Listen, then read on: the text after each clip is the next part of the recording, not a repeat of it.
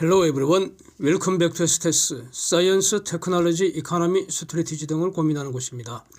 스프레시가 인도의 이코노믹 타임스를 인용해서 보도한 것인데 인도 정부가 화물선의 선령 제한에 대한 기준을 곧 발표한다는 것입니다. 벌크선, 탱크선, 일반 화물선의 경우는 25년 이상 된 화물선은 인도 항구에 들어올 수 없다. 컨테이너선, 가스선 등은 30년으로 제한한다는 겁니다. 자국 선박들이 선령을 초과하게 되면 등록 말소한다는 겁니다. 게다가 선령 20년 이상 배들은 중고 선박으로 거래도 안 된다는 겁니다. 즉 중고선 사서 명의 이전이 안 된다는 겁니다. 명의 이전 등록이 안 된다는 겁니다. 자, 이것은 현재의 IMO 규제안보다 훨씬 더 강력한 것으로 보이지 않습니까? IMO 기준보다 완화하는 것은 그건 안 됩니다. 그런데 더 강화하는 것은 국제 질서 안에서 주권 국가로서 당연히 할 수 있는 일입니다. 인도네시아가 이렇게 하겠다는 겁니다. 기존의 IMO 규제안은 선령으로 제한하는 건 아니었죠. EEXI나 CII 등 선박의 성능을 기준으로 제한하는 것이기 때문에 가령 선령이 30년 넘어가는 그런 아주 늙은 배들도 속도를 줄이거나 비용을 좀 들여서 리모델링을 해서 배출 기준 충족하는 방식으로 운행을 할 수는 있었는데 인도는 이것보다 훨씬 더 강력하게 30년, 25년 또 일괄적인 나이 기준을 적용해서 바로 운행 금지시켜버린다는 겁니다. 그 다음에 20년 넘는 배들은 아예 중고시장에서도 퇴출시켜버리겠다. 와, 엄청난 그런 초강력 조치라고 이렇게 보여지지 않습니까? 이렇게 하는 이유는 간단합니다. 환경 개선하고 사고 예방하겠다 이겁니다. 그러니까 탄소전쟁 대응 수단이라는 거죠. 환경 개선이라는 게. 자, 이렇게 되면은 기존 선박들 감가상각 대폭 늘려야 된다 이런 뜻 아니겠습니까? 20년 이상인 배들의 자산가치, 담보가치 확 떨어지지 않겠습니까? 기존 선사들의 대차대조표, 그 자산 하향 재평가해야 되지 않겠습니까? 컨테이너선, 가스선 경제적 수명은 이제 30년이 된다는 것이고 일반 화물선, 가령 카캐리어 같은 이런 거, 탱크선, 벌크선 이런 거는 경제적 수명이 25년으로 딱 변해버리기 때문에 고물배를 리모델링해서 수명 연장시킬 수 없다는 뜻 아니겠습니까? 그래서 결과적으로 폐선이 급증하게 되고 신조 증가 촉진하지 않겠습니까? 그래서 조선업종에게는 이 엄청난 호재를 작용하지 않겠습니까? 그 다음에 지금 현재 운영되고 있는 모든 선박들, 여기서 모든 선박이라는 것은 이 대양을 오고 가는 큰 화물선 이런 걸 말하는 것입니다.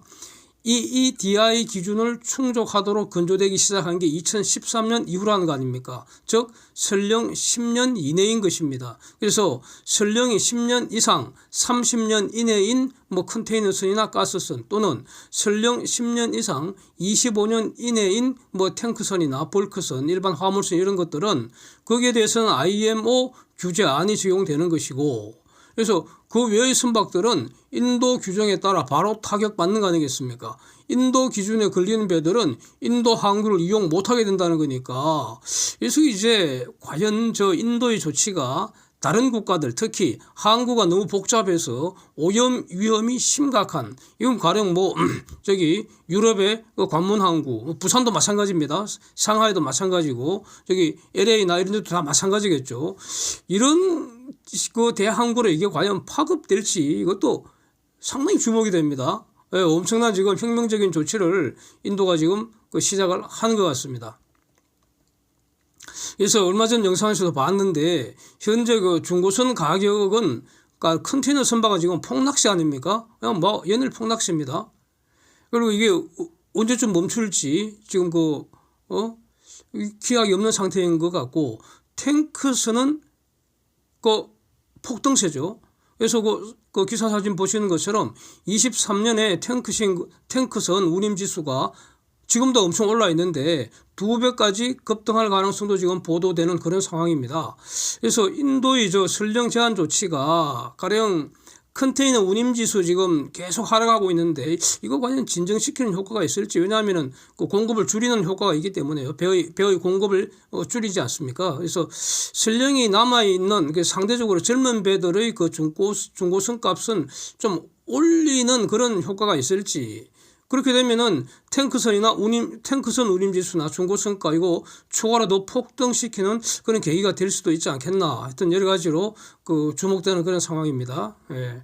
그 다음에 한국 그 조선업에서는 새해 들어서 현대중공업하고 현대사모가 지금 수주 공시가 이제 그 발동이 걸린 것 같습니다. 계속 이어지는 것 같습니다. LNGC는 두 번에 걸쳐서 수주 공시 났죠. 세 척, 두 척, 이렇게 다섯 척이 현재 수주됐지 않습니까? 그래서 가격이 보면 한 척당 가격이 17일 현대중공업 그 세 척 수주한 거는 2.61억 달러로 이게 이제 사상 최고치 같고요.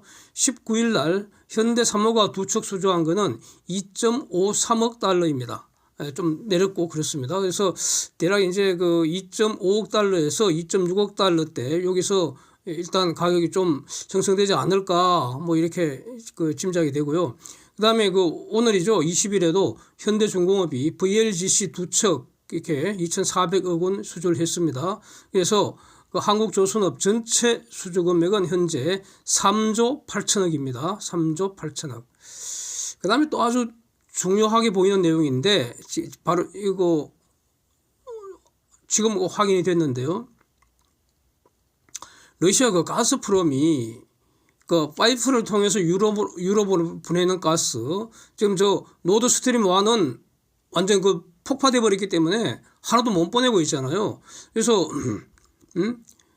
저 야말 파이프라인도 지금 그 잠긴 걸로 알고 있고요. 안 오는 걸로 알고 있고 지금 남은 게 지금 그 유크레인을 지나가는 그 가스 파이프 통해서 아직 유럽으로 가스는 지금 흘러가고 있거든요. 러시아 가스가. 그래서 이렇게 지금 전쟁 중에도 이거는 가스는 보내고 있다는 겁니다. 가스프롬이. 그리고 러시아가 지금 그 유크레인 인프라를 뭐 무차별 갖다 두들 부수고 있지 않습니까? 그런데 자기들 가스가 흘러가는 그 가스 파이프는 손 안 대죠.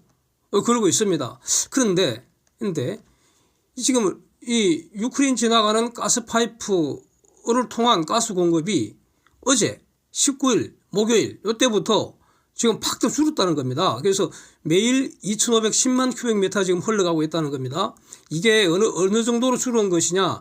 22년 하반기하고 23년 1, 2, 3일까지, 3일 이때까지는 그러니까 대략 매일 한 4천만 큐빅미터를 보냈다는 겁니다. 그러다가 1월 한 6일부터 16일 동안에는 한 3,540만 큐빅미터로 뚝 떨어지더니, 예? 그 다음에 또 3,260만으로 또 뚝 떨어지더니 드디어 목요일부터는 2,510만으로 줄었다는 겁니다. 그래서 가스 공급량이 4천만 큐빅미터와 비교하면은 37% 이상 지금 급감되었다 이런 뜻입니다. 이게 이제 긴장을 해야 될까요? 어떨까요? 이게 좋은 소식일까요? 나쁜 소식일까요? 그래서 이 원인이 뭔가에 대해서 일단 그 가스프롬은 질문에 답을 안 하고 있답니다. 크레물린 반응은 그러니까 러시아 당국이 정책적으로 가스를 안 보낸 건 아니다. 이런 취지로 말을 하고 있는 것 같습니다. 이건 어떤 그 상업적인 문제이다. 이렇게 답변을 하는 걸 봐서 제가 이렇게 그 상상을 했다는 겁니다. 근데 아주 재밌는 말이 나왔습니다. 서방의 가스 전문가가 분석하기로는 이유가 두 가지라는 겁니다. 원, 가스 수요 줄어서 왜냐하면 날씨가 따뜻하기 때문에 지금 의외로 겨울 날씨가 따뜻해서 가스 수요가 줄었다는 겁니다. 유럽 가스 수요가. 2. 공급자 러시아에 대한 신뢰가 완전히 땅에 떨어져 갖고 그래서 이 말은 뭡니까? 수요가 줄었다는 것은 더 이상 필요 없다는 거 아닙니까? 더 이상 필요 없게 되면은 제일 먼저 자르는 게 러시아 가스라는 겁니다. 이렇게 해석이 된다는 겁니다. 이야. 그래서 저 서방 가스 전문가의 분석이 만약 맞다면 결국 가스프롬은 가스를 더 보내고 싶은데도 불구하고 고객이 사지를 않으니까 못 보낸다 이런 말 아닙니까? 시장으로부터 버림받았다 이런 말 아닙니까? 와, 이거 시장에서 버림받으면 대책이 없습니다. 예? 최후의 궁극적인 심판자가 시장이라고 본다는 겁니다. 뭐 대법원 판결, 뭐 헌법 개판소 판결 그건 아무것도 아니고요. 예. 가장 무서운 판결이 시장의 심판이라고 저는 이렇게 생각하고 있습니다. 또 이렇게 계속 말씀드리고 있습니다. 그래서 제가 작년 그 초반에 러시아 유크레인 사태 여러 번 분석한 영상을 올릴 때 수시로 이런 말씀을 들었지 않습니까? Putin has no idea what's coming to Russia. 예. 푸틴이 유크레인 침략한 거는 러시아를 망치는 어리석은 짓이라는 점을 저렇게 표현했던 거 아닙니까? 푸틴은 러시아에 무슨 일이 벌어질지 아무런 생각이 없이 덩신 같은 짓을 시작을 했다, 이런 뜻이었습니다. 그래서 이제 푸틴은 러시아에 지금 무슨 일이 일어나고 있는지 지금이라도 빨리 깨달아야 되는 거 아니냐, 이런 뜻에서 Putin has no idea what's coming to Russia, 이 말을 다시 한번 하게 됐습니다. 예? 지금 푸틴이랑 러시아랑 같이 놀 친구가 지금 없잖아요. 예? 누가 쟤네들하고 같이 놀라고 합니까? 아무도 안 놀잖아. 친구가 다 떠났잖아. 그래서 또 이제 요 관련해서 어제 지나가는 보도를 하나 봤는데, 지금 러시아가 자꾸 밀리니까 전투 로봇을 투입한다는 겁니다. 유크레인 전쟁터에 계속 이제 확전하겠다는 뜻인데, 아직도 정신을 못 차리는 것 같습니다. 예? 러시아 전투 로봇보다도 아마 한국산 또 전투 로봇이 더 좋을 것이고, 미국산 전투 로봇이 더 우수할 것이라고 저는 봅니다. 예?